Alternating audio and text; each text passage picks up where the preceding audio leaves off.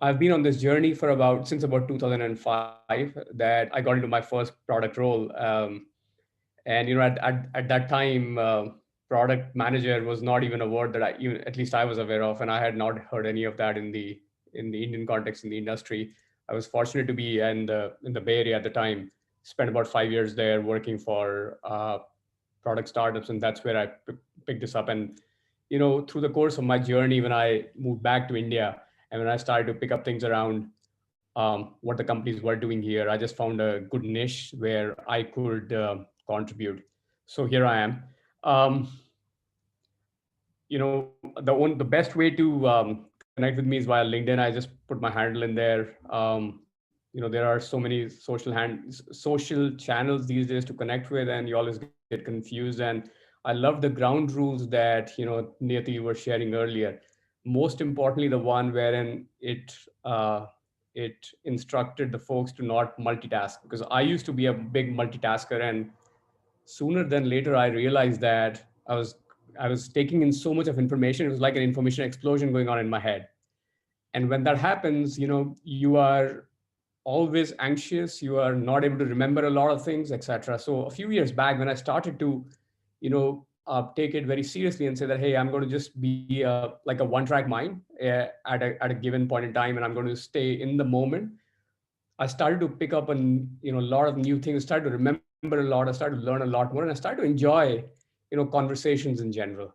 So I really love that, and I would encourage you guys to do the same, right? I mean, feel free to grab a pen and a paper, or if you want to make mental notes, so be it. But I'm going to take you on a journey that what I have seen and what I've experienced from my life, and hopefully you guys can take some benefit out of it, and you guys can learn a couple of things out of it that has worked for me. Not to say that that may or may not work for you, but something that I will leave you with, or to think about post this session. So with that, let me get started. um, First, let me acknowledge that I have been interacting with ThoughtWorks since about 2014. So I was in a previous company, not Lowe's, but another large retailer, and we used to hire a lot of consultants from ThoughtWorks, and that was my first interaction into what ThoughtWorks does. And what I learned was, you guys are at the cutting edge of agile technologies, right? And we used to pick up a lot of skills around CI/CD, around test automation, around how agile works, right, in general, and how do you improve upon that. And to this day, I continue to be a big fan of a company like ThoughtWorks, which is imparting so much of education, right, in a way, technology education to all of the companies like ours. So with that, I will also educate you on what Lowe's does in about 1 minute, just to get it out of the way, and then focus back on our topic at hand. So Lowe's is about 100-year-old company. It's a US based, home improvement retailer. It's one of the Fortune 50 brands in the world, one of the biggest, largest retailers in the world, number two in terms of home improvement. And you can read all of the stats here. Most importantly, we serve about 18 million customers per week. If you have to remember one fact or one trivia out of this, think of it like this: that about 95% of Americans at some point in time in their lives have shopped at Lowe's. Um, so with that, I will move over to my topic, which is inspirational leadership through the lens of a product manager. I just invented this, to be honest with you. Yeah. Um, I always like to start my sessions by telling you about the takeaways, what to expect, right? Because this world is such that if I don't know what to expect, I don't want to sign up for things that I don't know of. So I thought that why not I just put my last slide as my first slide and see how that works, right? So three takeaways that I'm going to talk to you about, and I'm going to illustrate as I said, with my examples, with my experience, and I will let you be the judge of what you're going to take away from it. So first one is leadership is not a one trick pony. It depends on the context. And I'll come to what this means, but just think of it like there is no just one leadership behavior or a sets of behaviors that you can impart upon yourself to become a great leader of sorts. It depends a lot on the context, the environment that you are in, the people that you deal with, the problem that you have at hand, etc., etc. The list just goes on. The second takeaway that you're going to get from my talk is, to be an effective leader, you need to develop your leadership style.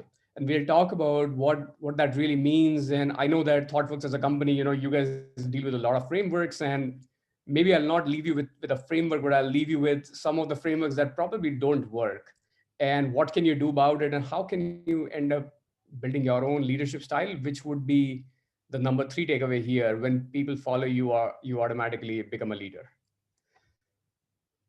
So with that, let me get started with number one. Leadership is not a one-trick pony. It depends on the context. Um, what I'm going to do is show you a list of some of the greatest leaders of our time in the technology industry, and I'm sure you guys would know all of them. I want you guys to do an exercise with me, which is write down the leadership trait that comes to your mind. And I'll give you 10 seconds per slide, and then once we come to the end of it, I would love for you to post it in the chat window here, so that I'm able to see what did you guys think of them. There are no right or wrong answers. I'm just trying to gauge, and I'm just trying to understand like how you guys think about some of these greatest leaders of our time. Steve Jobs, and Apple co-founder. Everybody knows Steve Jobs, right? I mean, one of the greatest technology innovators of our time. Changed the industry, invented several industries, invented a lot of products.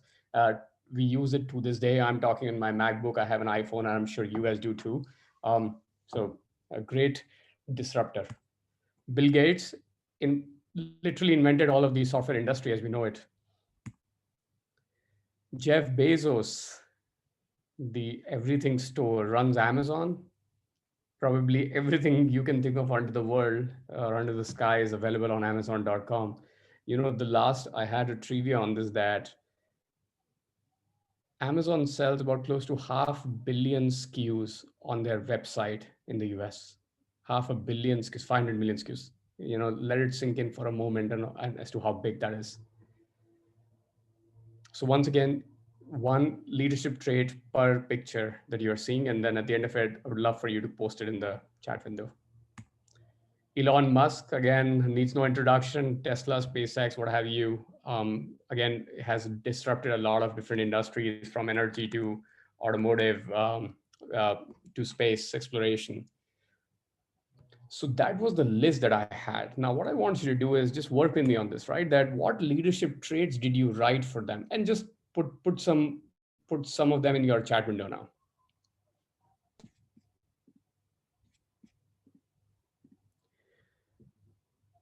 Nathan, just trying to check whether the chat window is enabled.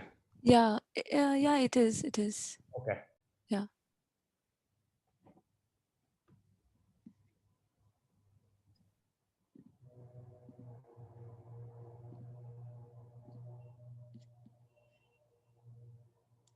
Okay, autocratic pace setting, customer first, bold, aggressive. Yep, leadership by example, ideator, clarity of thought, coaching, selfishness. Interesting. Yeah, persistent. Absolutely. All of them are very, very persistent for sure.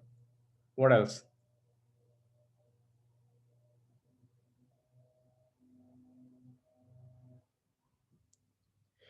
So then the end of it, right?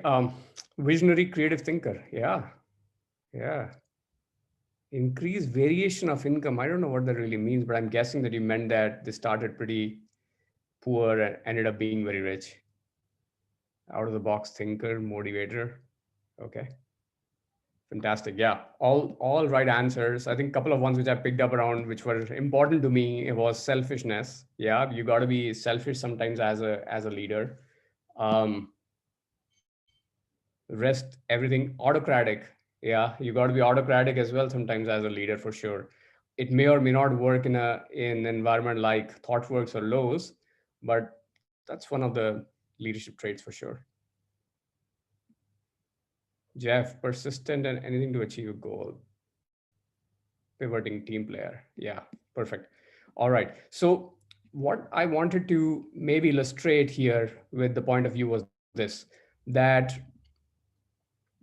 leadership is not a one trick pony, right? You guys did not say that, hey, this guy does this and hence they are a leader and what have you, but they have they developed their styles, they led in their own way, right? And then they were successful in what they were doing. Now, we learn a lot every day from these folks, and I'm sure that hundreds of other leaders which are out there. Doesn't mean that we start emulating them. And I'll come to what that means in our context, in an individual context, right? By the way, one other takeaway that I had was nobody said that, right? They were or are all product managers in a way. They all built products. They all sold them, so they were product marketeers as well. They all made money out of it. Built great brands, got great outcomes for themselves. So all in all, I feel that they were all very strong product managers as well. So that's my first takeaway for you, that leadership is not a one trick pony. It depends a lot on the context, a lot on what your particular environment is. And while you can learn and pick up a lot of things from others, you may not be successful emulating them. So what do you need to do in order to develop your leadership traits or leadership style? That'll take me to my next topic, which is, to be an effective leader, develop your leadership style. What does that really mean? And I'll take you back to an anecdote. So 6 years back, right, when I joined my job here in India, after I traveled around the world and I came back, and I was in a pretty niche kind of a role for chief of staff of a leader who led technology products and applications, right? And this was during one of my observations, that she was very humble, very empathetic towards whosoever um, she connected with. And what I loved about that leader that I had was, everybody in my company whom she would talk to. So I think of it like this, right? I'm talking about somebody who might be a VP or an SVP at ThoughtWorks. And when they walk the floor, if they were talking to an engineer thought that they were just like them. If they were talking to manager of engineering, the manager thought that they were just like them. If they were talking to a product manager thought that they were just like them. So what stuck with me was this: people are trying to find themselves in you, and that is the way for them to connect. If they are not able to connect with their leader, the leader is not going to be successful in leading. So in that context, now I want to take you to the second theme of my topic, which is, to be an effective leader, develop your leadership style. So when I saw that, and I was talking to her, she told me that, hey Anant, everybody has to develop their own style. So what's your style, right? And that became kind of a homework for me, right? That what's my style? And just like you, what I did was, I went on to Google, I read a bunch of articles, and I picked up several things, right? But I'll just illustrate for you a couple of things which I saw. So they're again frameworks, right? So leadership styles, I saw this nice framework there, that hey, there could be four styles. You're dominant, you can be an influencer, you could be you could be supportive, or you could be cautious. Now the challenge with all four of them, when I start to think about them, right, was this: when if you're a dominant one, right, now you're thinking that the team is thinking that you are not delegating enough.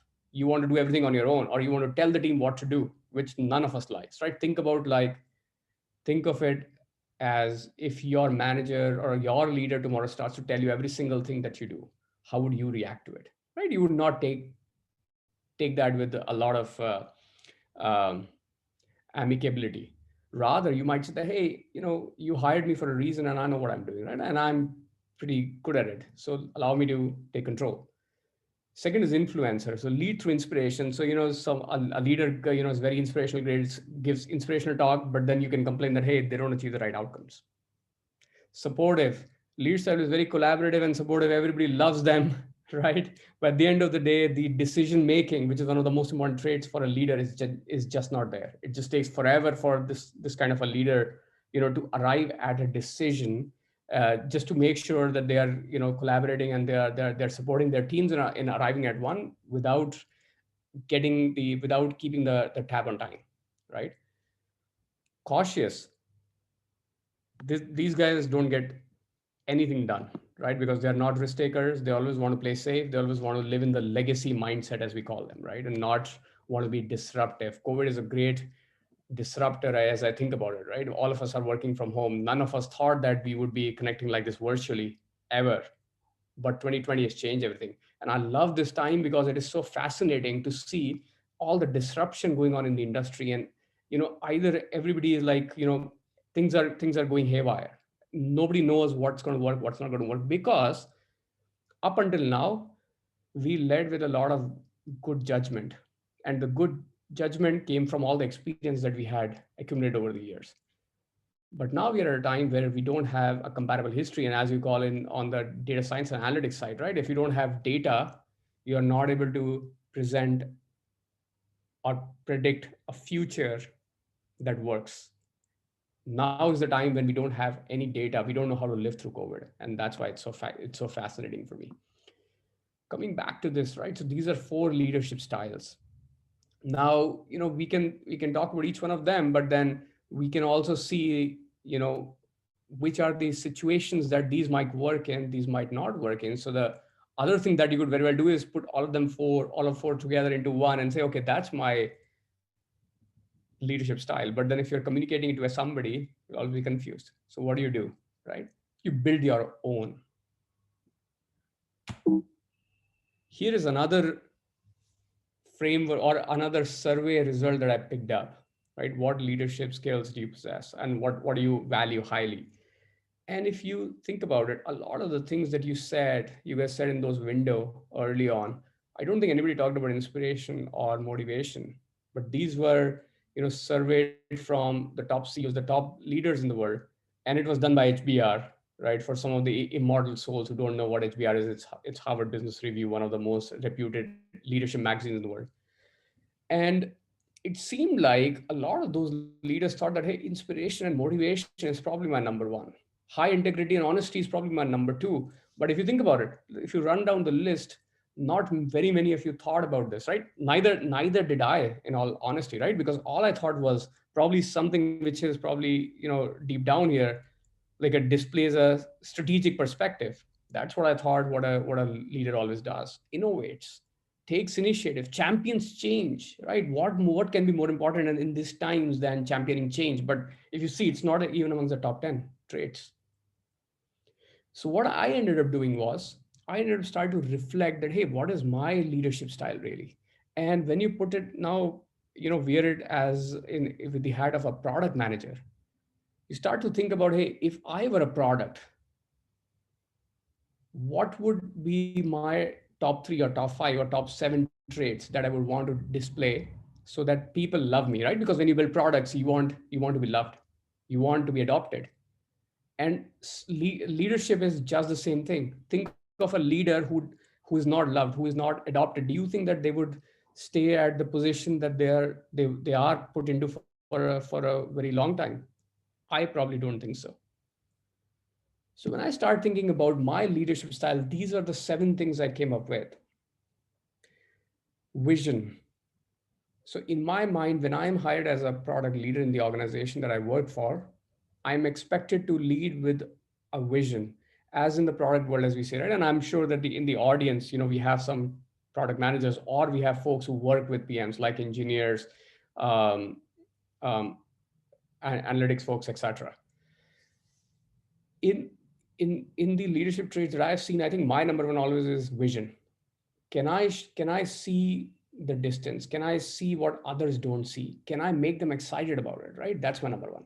Second is vision leads you to nowhere if you don't have the right outcomes that you want to work towards. Right? So outcomes is what matters at the end of the day. You can do whatever you want to do, but if you achieve great outcomes or you didn't, that will define the success for you. Prioritization. When I was thinking about this, I work about 10 to 12 hours a day, right? And I thought that, hey, the more responsibility that you take, the longer it takes for me to get my work done, right? Because when I was an IC, I could very well control my time. I could very well control what I'm going to do at 9 a.m. versus 9 p.m. When I moved up the value chain of leadership, quote unquote, um, it did not it did not remain the same, in the sense that I would now have 10 other things to take care of, 10 other things to think about from a team standpoint, of course, vision and outcome standpoint, 10 other things around, business stakeholders, influencers, customers, my company, my leadership, and the list goes on.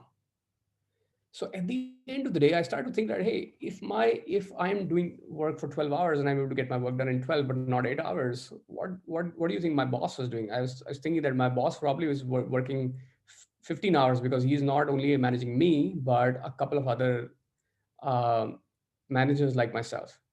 And then what would their boss be doing? What would my CEO be doing, right? And then with that math, I came up to a point wherein, hey, a CEO needs to have 36 hours in order to get their job done in a day. But the reality is we all have 24 hours and we all have 8 hours of work time that we are definitely committed to. It could vary by individual, but that's what we have. So prioritization is the key here. And by prioritization, I don't mean that only do a couple of things, leave the rest, but you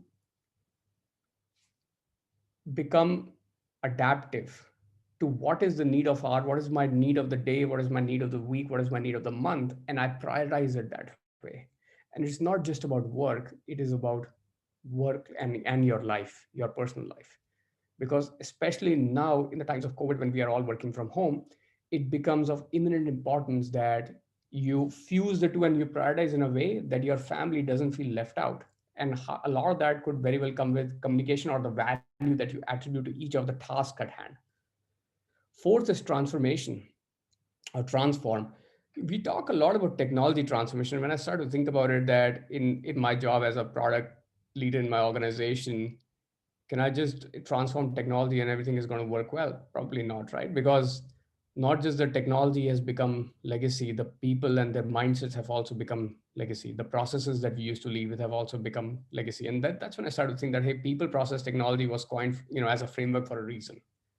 So how do you start to transform now, not just technology, but also people and processes? Show them the side of the coin that they don't usually see, and then see what happens, right? Because that's where you start to get into the other areas around inspiration and motivation, and that's where they start to look up to you on. Fifth is influence. I can control what my team does, but I can definitely not control what my business partners or my other peers or my customers do. And how do I transform them? Through influence, through change, through sharing ideas. This is exactly what we are doing in this conversation, by the way, that I'm influencing you in a way because I'm presenting some thoughts and ideas. Some of them might resonate with you, some of them may not. But if some of them do and you keep them with you for a really long time, and you start to reflect upon it and you start to leverage that in your day-to-day being, then that has been a win for me because I've been able to influence what you do in your everyday life. Sixth is empower. I always think that great leaders are the ones who can scale, just like technology can scale. What I mean by that, right? What I mean by that is this, that as the as the responsibility for the work that you lead increases, you cannot be a one-man army. You got to have large teams. You got to have teams that can get the job done and get the job done to perfection, to high standards, to produce the right outcomes. And in order to do that, I personally need to empower a lot of my team members and trust that they will get the job done. Seventh, and last but not the least, inspiration, right? I already talked about it. I already talked about the reason or the need for inspiration. You saw in the previous survey as well that this was number one, right? Because I am nobody until I'm able to inspire my teams that I work with, that I lead with, and they're able to start to partner with me to produce the outcomes and become a better version of themselves. Because if that happens and they're able to achieve more than they expected themselves to achieve, together we all win. So those were my 7 leadership traits, and that's my leadership style. Now you must be thinking that in my job it's probably a little bit different, right? Because I lead large teams, I lead people in multiple levels of hierarchy, what have you. But let's say you are an engineer, you are an IC, you are a manager of sorts, etc. What should your leadership style be? My thought would be that there is no reason for you to adopt any of these traits if they don't resonate with you. So how are you going to develop your style? And that brings me to my third and final takeaway for this talk, which is when people follow you, you automatically become a leader. Let's understand what that really means, because there is a confusion going on here. The confusion is this, that a leader is looked up as somebody who manages large team. A person who manages large teams is manager, not a leader. So what is the difference between the two? And even if you are an individual contributor in your own way, what can you do to pick up and develop your leadership style? That's what we're going to talk about in this section. So I'll reflect about a couple of things, right? And just, quickly run you through a couple of snapshots that I had. A leader is somebody who can think far. And the reason is not about vision, but the reason is that they are thinking differently. If you are telling somebody to think about something that they already know of or they are already thinking about, that's not a lot of value add, is it? But if you tell them something that they are not already thinking about, then they're wowed by what they hear. They're wowed by your thoughts. And that is what we need to do, all of us need to do as leaders, which is see far towards the right outcomes. What is it that we are trying to do? Right? In each of our jobs, I'm sure that you have these appraisal conversations, or feedback conversations, monthly, quarterly, annually, what have you, around what is the goal that you're trying to achieve. And are you keeping that front and center, or is it like a last minute thing wherein, hey, I don't know what my goals were, but let me put something out there based on what I've already achieved? Because what you already achieved, and if you start to measure against those, you'll always win. And at the end of the day, you are only competing with one person in this world, which is your own self. You are not trying to compete with the person who sits next to you. You're not trying to compete with the person who is in your team, etc., etc., because everybody has a defined place for themselves. And the idea for you is not to, be everybody else in your team, but to be the best version of yourself that you can be. This is another picture. I'm sure that, all of you guys who are well versed with agile would have seen this, right? And in the one in yellow is a great definition of a scrum master, because a scrum master is a kind of a leader on the team, right? They're a pseudo leader, as I call them, because they don't own the accountability for what the team does, but they own the results and the outcomes. And which is a very interesting one, because product is also kind of ambiguous in that nice way, that you are responsible for all the outcomes, but nobody really reports into you if you are building just one product. Whereas you can distinguish between the two, obviously, right? I mean, the boss is the one who is just instructing their teams to go, but not helping them in a way. And I don't always mean that the first one is right or the second one is right, but I'm just trying to show that dichotomy to understand, for you to understand that that what is it that you are going to do to build your style, and what is your style. Here is another one, right? Which I really like, which is a leader acts as a bridge, so that they make sure that if there is a pitfall, a few steps down, that the team member is not actually falling in, but they're there to catch them, or they're there to build a bridge for them, so that they, while they learn from their experiences, they continue to run. The other takeaway that wanted you guys to take from this picture is this, right? When you grow up the value chain in your company, you would always have more information than your team members, right? And that's what defines the, how you go up the hierarchy in your company.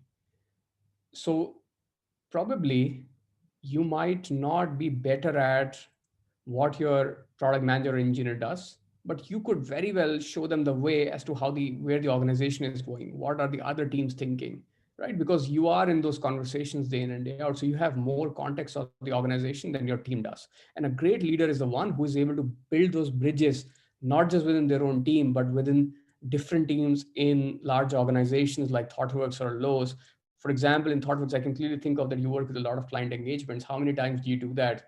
A client had a problem, and with a specific industry, but and you spend some time thinking about that, but then you put in a framework, or write a white paper or a document that then you can leverage elsewhere in a similar industry or a different industry. We do it all the time, because at the end of the day, it is our experiences which teach us what are the best ways of doing things. Every time that you try to innovate upon what you did the last time, but you always try to improve, and that's the goal. Here's another one that I really like, right? Which is, a leader always pulls up their team members without the fear or the insecurity that they might take their own job. Because at the end of the day, if that is happening, a great leader would embrace it. A bad leader would feel threatened by it. And that is the difference between the two. And last but not the least, standing out. Okay, that was a googly, right? Because never stand out. A leader never stands out because a leader wins when the team wins, not the other way around. So, in building your leadership style, I came up with these 5 principles that can help you define your own style. Again, these are my reflections about how I see things and may or may not work for you, but could act as guiding principles for you, right? And I'll explain each one of them by what I mean by that. First is be self-aware. And when I say self-aware, in order to improve, or in order, if you are executing a project, what do? You first do a dissection or a diagnostic to understand where things are at right now. Then you think about what is the goal, where should it go now, and then you try to build a bridge between the two, right? Which is like the time series workflow or the of the outcomes of the activities of the series of things that you're going to do to start from where you are to where you need to be. We as individuals are no different. If we are self-aware, we know that what works for us, what doesn't work for us. So if that happens, you are able to understand your strengths and opportunities really, really well. Idea is not always to amplify your strengths and build upon your opportunities. Idea is to understand that for the role that you are in, for the context that you are in, for the environment that you are in, what is it that you need to succeed and whether you already have that or not. And if you have that, great, amplify that. If you don't have it, how are you going to build it? Have a plan for it. That is what I mean by self-awareness. And I said one thing early on, and I'll say it one more time, that there is only one person in this world who knows you the best, which is your own self. Second is quest to learn. T-shaped learning. Quest to learn. What I mean by that, technology is changing at such a rapid and a fast pace that whatever you know now or learn now would be very different 5 years down the line, probably 2 or 3 years down the line. So, if you become an expert at something today, do you think that that is going to keep you relevant for a really long time? Maybe not the technologies for sure, not the programming languages, not the working style, etc. But what would definitely make you successful is your curiosity to learn. And as I call it, T-shaped leadership, which what that means is this: you be very, very good at one thing or a handful of things, and you are pretty, you know above average in a lot of things, right? So you are like a jack of all trades but master of some as well, because those skills where you have a mastery at, they become indispensable. Those are the ones that you get hired for, you can build upon. Not to say that you cannot change those, because those things change every day, every week, every year. But what that allows you to do is be really confident at some of the skills that you already possess and build upon that and pick up new skills that you then become experts at. So your vertical would constantly shift, but you would always have the depth, and your horizontal will always give you exposure to all the breadth. So that's what I call a T-shaped leadership. Build the right culture in your teams. This is very, very important for me, for folks who especially lead large teams or who work with large teams. I picked up one thing which was pretty interesting, which was this, which said that the chain of command is not equal to chain of communication. I'll tell you in my example what that really means. So I have 3 levels or 3 hierarchies of folks within my teams. So what that means is, there are 2 other leaders between myself and my product manager or my engineer. The my leadership style is not always to go through the command or the chain to say that, hey, I should send this to my direct report, and then they will send it to their direct reports, and so on and so forth, until it gets to the engineer who knows about this thing the best, or it goes to the product manager who knows about this thing the best. But I keep them informed and I reach out to those individuals myself. What that helps me do is 2 things: get the facts, get the ground reality of what's happening, and also build that connect and empathy with them directly. So that now, reflecting back on my past experience, when I'm talking to my engineer, I talk like an engineer. When I'm talking to a product manager, I talk like one. When I'm talking to a manager of products or a manager of engineering, I talk like one. When I'm talking to director of products, I talk like one. When I'm talking to my VP, who's my boss, I talk like one. So my VP thinks that, okay, Anant understands. My engineer is thinking Anant understands. My product manager is thinking Anant understands. And that is what you need to build the kind of culture in your teams, not for yourself. I mean, you of course start with yourself, but then disseminate it amongst your teams. And once that starts to happen day in and day out, everybody would improve. When everybody improves, collectively your team is going to do well. When collectively your team does well, your company, your organization does well. You lead a very fulfilling life, because at the end of the day, when you go back home, or in this case, when you disconnect from your work life to your personal life, staying at home at both times, you have a sense of accomplishment or fulfillment, which you may or may not have otherwise, which is a really, really bad thing into my mind. Fourth is abstraction is key. And this is again in more true in my case than anything else, but you don't always have to be experts at everything which you do, right? So I'll take you back to number two, which is T-shaped leadership. You can be expert at one thing or a couple of things, and that's probably enough, because the world needs it. You can be vulnerable at a lot of other things, wherein you know something but you're trying to learn. And why that becomes important is because that allows you to scale.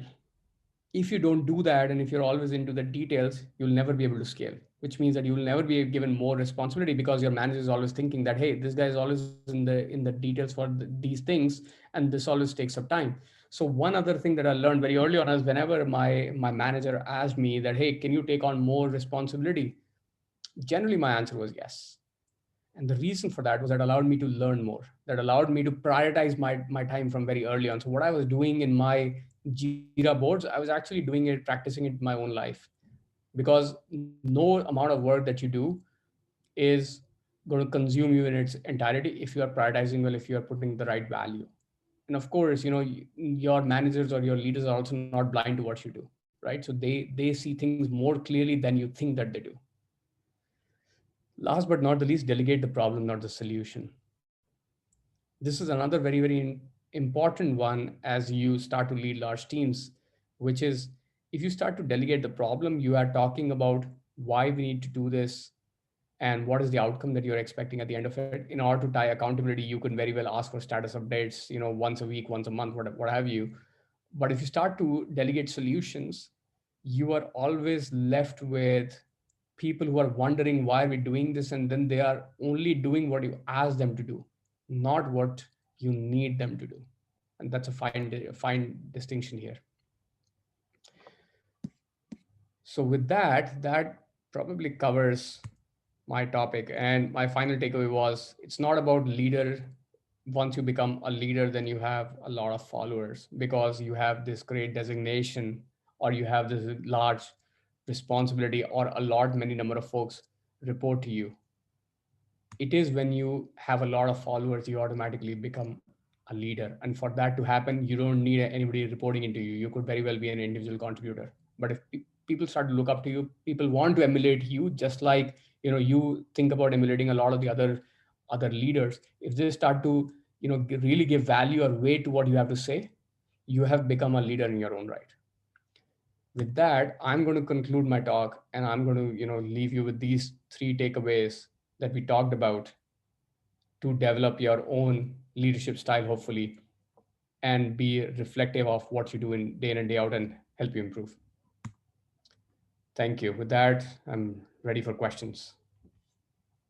Um, Thank you so much, Anand. There is one question in the chat, if you can see it. It is by Krishna Hira. Wow. Should I read out the question, or did you find it? Um, Maybe you'll have to give me a moment. No worries. Uh, Otherwise, I can read it out. So Yeah, please go yeah. ahead. So he's saying why the concept of leader has not helped humanity. It is gradually dipping human values and morals. We are habituated to only do what we are doing. We have designed a very different model, and it is evolutionary as well. A lot more beneficial than the leadership or the inspiration concept we hope we get a chance to present. Yeah, so I think that's a little bit of a philosophical comment more than anything else, right? Yeah, yeah. I'll maybe give you a philosophical answer to that. So I don't know who the next billionaire would be in the world, right? What is the new business that they're going to start? What are they going to do? But the next trillionaire is going to be potentially somebody who's working on one of the causes for humanity. It could be climate change, it could be green energy, It could be interplanetary species. Elon Musk is already doing some of that, but it could be one or the other. Because you're right that at the end of the day, we got to find a way to save humanity, and it is more true now than at any point in time in our lives, because we have reached to a point wherein we have created so much of disruption, not just in our own lives and in terms of technology, but in the environment. And environment doesn't like a lot of disruption or a lot of change, right? Environment is probably not as adaptable as us human beings. So I don't even foresee that in about 1,000 years from now, human species would still be ruling the planet. It could probably be another living organisms that take over. I don't know which or who might those be, but I definitely think it's not going to be us.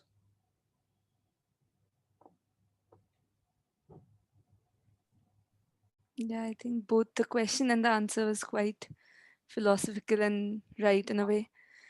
There are two more questions in the Q&A session. You can just section. You can just go through them. Yeah. So Pratik has this question that how do you avoid losing sight of your values as a leader when most of our days are tactical, transactional? I think that's a really good point, right? And for this to happen, you got to first define what your values really are. And if you're able to define that, the idea is not to keep having a checklist of sorts in front of you every time, and whatever you are doing you are comparing that. But the idea should be to reflect upon that at the end of the day, at the end of the week, or whenever you have a moment, right? Because a lot of great ideas actually came when people were reflecting about things in their own lives. And you don't have to go so far out, or you don't have to read a bunch of things in order to get there. You could just be reflective of your own environment, and that will probably help you you know understand or help you improve, as I described in my talk earlier. So great question. Teja had another question on what challenges COVID posed you as a leader in leading your teams and changing your priorities for your products and organization. Okay, Teja, that's a brilliant question, right? I mean, COVID all around us, man. I mean, we are seeing record numbers every day in our country and in the US as well, which I work with. I have a lot of colleagues there, so I work with them the most. And you're right, COVID is not going away. What it allowed us to change in my professional life rather is this, right? So let me take you on a journey here. So think of Lowe's for a moment, that I talked to you about earlier, right? Lowe's is a home improvement retail chain. So what that really means is this: they sell everything that you would need to build your home and to decorate your home, everything. So with that context in mind, now if you think about it, what has happened with COVID is we have all been confined to our homes, and our home has become our workplace. Our home has become our children's school. Our home has become our entertainment hub. So we are not going to any movie theaters or any cinema halls anymore. So our home has become literally our life 24/7, which was probably about 12/7 before. And whenever you have change, you enjoy it. But when you are confined to your home, you start to you start to become a little bit anxious, right? So for Lowe's, what happened was this: that since we are a home improvement retail chain, we took this as an opportunity, and rightly so, because we help you make your home comfortable for it being a school. We help you make your home comfortable for it being an entertainment hub. We help it being comfortable for a work environment. And with that changing mindset of our customers, we were able to react pretty well to that disruption happening in the market. To pair that, for COVID, one of the most anxious moments was around, your sanitizing or washing your hands probably 10 times in a day, as an example, right? So we knew that the consumption of these chemical products, chemical agents, sanitizers, is going to go through the roof. So we ended up working with a lot of our vendors to procure that ahead of time, and found a lot of new domestic vendors that we did not actually have. So that actually shows you how agility comes into the picture for even a company like Lowe's, which is so big. It has about 300,000 plus people, including our store employees. And as you would imagine, that any large organization takes a lot of time to change. But once the cause is ahead of you, once you know the whys, then you are able to react to it. And that's what we did. So I think, long story short, I think so in context of Lowe's, I think those were the challenges that we were up against, and that's how we reacted to it. And I'm fortunate to say that we reacted pretty well, because uh, our business has grown tremendously. We are seeing about 20-25% growth at the size of a company like Lowe's, and we are seeing quarters which were unheard of in terms of our financial outcomes. That has also allowed us then to contribute back to our community, back to the small and medium businesses that are going out of business, are struggling. So we were able to fund them, help them, etc. So that's how it changed us, and how it changed me as a leader as well. That it showed me once again that reacting to what you are seeing at all times is what the need of the hour is. You always have a plan, right? But the moment a disruption of this sort happens, a plan is thrown out of the window, and then you have a new plan. So the idea is a plan becomes a working and a living document for you. And I think COVID is a good reminder, because I personally think that a plan should always be like that it's a living document that you look at every day or every week, and you continue to re- refine it.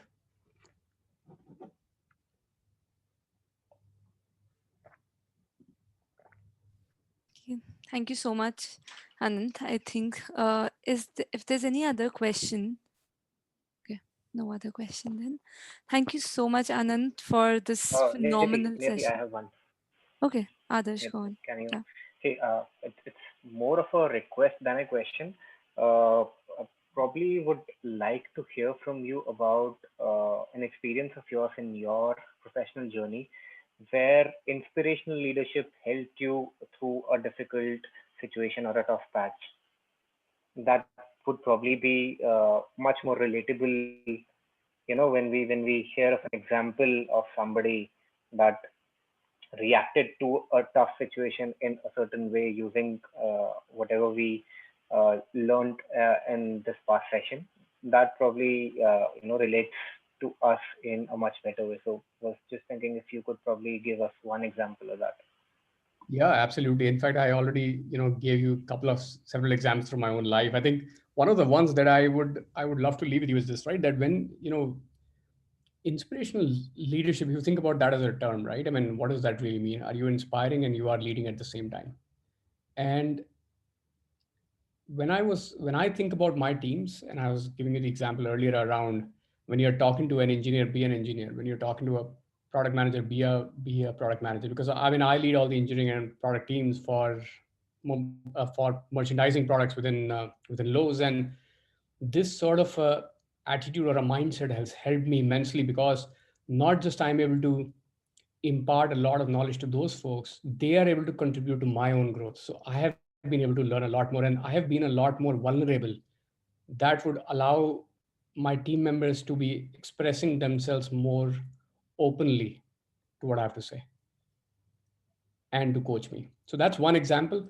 Um, there could be a bunch of other examples. I think in product specifically, even if you think about it, I probably kept one example here that I can talk about, right? So a problem well stated is problem half solved, and I truly believe in this. And this is the example that I have, again, from not probably from a leadership standpoint, but more from a product management leadership standpoint. Because a role of a product manager always is this, right? That to continue to refine and articulate the problem statement that the team needs to solve. So here's a sample of that, right? That I lead pricing teams, amongst others, at Lowe's. And when I joined this company about an year and 2 months back, I learned about pricing being a challenge here at Lowe's. And prices were uncompetitive, highly promotional, high low. What should we do, right? And the idea was not to just jump into the problem and start to solve it, right? Because I could very well say, hey, we are going to stand up 5 teams here who are going to do blah blah blah and build like best in class pricing products and what have you, throw in all the AI, ML, etc. But nobody really understanding, hey, what is it that we are really trying to solve? Like, how do we know that these are the problems, right? So start to define further problem definition breakouts. How do you confirm what others are saying is true? So when your leaders are telling you something, it may or may not always be true, right? So you have to take it with a pinch of salt to say, hey, is this a fact or is this a hypothesis, right? And I'm not trying to say in any way that whatever your leaders tell you is false. All I'm trying to say is that what they are talking to you about, is that a fact or not, right? In this case, it didn't seem like. So how do you confirm the hypothesis? How do you look at the data for yourself to say that this is truly a problem that we need to solve for? Or you know what, our leaders are thinking that the problem is X, but the problem in reality is Y. Then we start to think about, because we were talking about competitive, and you know that retail is a very, very competitive environment. So who do you compete with? Everybody thinks about Amazon and Flipkart in India, but is that really true? Because the moment I need something on short notice or urgency, I actually go to my nearest mom and pop store for the products that I have the need for in that hour. So same is the case with Lowe's, that who are the real competitors? Are they really the Amazons of the world, or are they next door, home improvement, small retail companies which carry similar products that we do, but they're probably more convenient than us, right? Then you start to break it down further and further, because Lowe's is a multi-billion dollar business. How do you start to understand that where the problem really is, versus what do you need to solve for? So you're not trying to solve for the entire spectrum of things that you have at hand, but start to piecemeal it, because I strongly believe in the 80-20 rule, which is 20% of the problem solved will give you 80% of the value or the outcome, right? So understanding which 20% you're talking about is probably was the need of the hour in this case, right? And you could keep going on and on, but the point I'm trying to make here is this, right? Which is, a problem well put is a problem half solved. So especially as from a product management lens, we don't spend enough time thinking about what the problem is that we're trying to solve and what is the outcome that we're trying to achieve. And we strive to think that starting to solve for it demonstrates progress, whereas in reality it truly does not. So I'll probably leave it at that, and see if you have a follow-up question, Adarsh, or any other comment. I think that was very insightful. We do have, I think, one question, not from me though. It's from Krishna again. He says problem statement is followed in red ocean strategy and opportunity statement is followed in blue ocean strategy. Should we be looking to explore and grow something unique, different, and better? We are focusing on allowing ourselves into new dimensions, which gives us different experiences. Yeah. Is So that good? I don't know the answer to that question, honestly, but I'll give some perspective on this, right? And don't worry too much about these management jargons, as I call them, right? Red ocean, blue ocean, etc., right? This was invented by somebody 20-25 years back, and they were talking about disruption in the market, and it has stayed on. um, but we don't really know how to use them well enough, with what we are seeing in our lives. So I think the again, it goes back to the context or the problem that you have at hand and what you are trying to do in your own lives and in your own jobs. And from that vantage point, making sure that you are convinced in your heart and you're able to explain it, let's say you're to your 5-year-old son or daughter, to say that this is what your dad does or your mom does, right? And this is what I'm going to achieve at the end of 12 months or 3 months or 6 months, whatever time frame you have, right? If you're able to do that, I think you have nailed the problem really well. But if you're not able to do that, it is not about the complexity of the problem. It is not about the AIs and MLs of the world. It is probably that you don't, in your heart, you don't really know what the real problem is, and you're just trying to skirt it around, or beat around the bush to show progress, as I called out earlier, to your leadership teams, whereas in reality, you are confused yourself. Now, defining the problems is very different from abstraction, right? Because by abstraction, what it means is might not have all the data at hand at this point in time. For that, I need to know what is the data I need and work towards that. Versus saying, hey, I don't know what it is, and let me work through it, and probably in about 3 months time, 6 months time, I'll learn something. And I think the best use case for this question also is your own self. So You remember, right? When I started my journey in the industry, I was often asked in interviews that, hey, what is your where do you see yourself 5 years from now, 10 years from now, and all that rubbish questions. I'm sure that some of you have also encountered that, right? And I used to also give some rubbish answers to that just to demonstrate that I'm thinking about it, but I didn't really know in my heart. And when I lived through that time, like 5 or 10 years, and I look back and I never thought that I am where I am and I was going to be where I am right now, right? And I'll probably challenge you back as well that rather than thinking 5 years ahead, think 5 years behind and play yourself like in data analytics we call this, or data science we call this backcasting. I'm sure a few of you know about that, the way to measure and understand. So going back in time using the data until that point in time and then looking at for the remainder of the time whether that hypothesis or that data science model holds good or not, right? Nobody's stopping us from applying the same logic to our own lives to see that whether that helped us improve or not. At the end of it, idea is not to say that you learned some you whether you did the right thing or not, but the idea is to understand that, reflect and retrospect and learn, pick up something that you did not think of or you were not actively thinking about, so that the next time that this happens in your life journey you can reflect upon it and remember some of the learnings that you have had, because we are only as good as the learnings that we have had, right? As they call it, it's a very common saying that a good judgment comes from experience and a lot of that comes from bad judgment. So same thing holds good here. Okay, I see a bunch of follow-up questions from Krishna. So we are focusing on new opportunities, something like smartphones. When they were not existing, we are looking to innovate a new gadget. Can we get support in India as all the new technologies are coming out of India?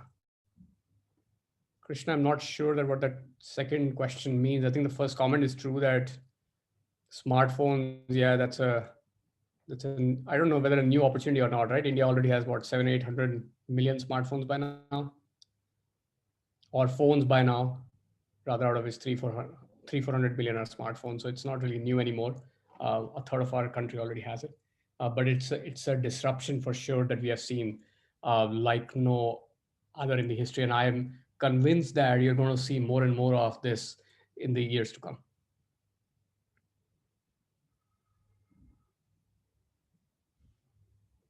Most welcome, man. All right, Nidhi, I'll hand it over back to you. I don't see any other questions, perhaps, unless you see anything else. No, I think thank you so much for answering all the questions and great session. I think it was phenomenal. And it was really great to see you draw parallel between the product manager and the leaders that we have. I see that point gets lost somewhere sometimes. But yeah, it was a great session. I definitely have a lot of takeaways, and I'm sure the audience will definitely resonate with me. And I also have some homework to do now, like you had. Um, Definitely going to think about the leadership style, or the way I would want to influence people in my teams, and like how I'm going to support people who are working with me. uh, Definitely I'm very much inspired by your journey, and then thank you so much for the session, and thank you so much to the audience for staying with us for this past 1 hour. It was really nice to have you all, and thank you for all the questions. And yeah, that's it.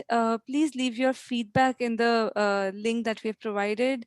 I'll just repost it so you have it here. And yeah. Sure. Nidhi, thank you very much. Thanks for all those kind words. I had a great time, of course, and I think the best way to I learned this thing sometime back, right? The best way to learn is to educate, and in these kind of conversations, I also learn a thing or two about myself and about the things that others are thinking about. So again, gives me an opportunity to reflect and think about, fine tune some of the ideas that I have. So thanks again, everybody, and once again, pleasure was all mine being here. Thank you. Others, you wanted me to stay back for a few minutes, I believe. Okay, I'll stay back for a couple more minutes. Yes, Anant, we'll just have your feedback as well.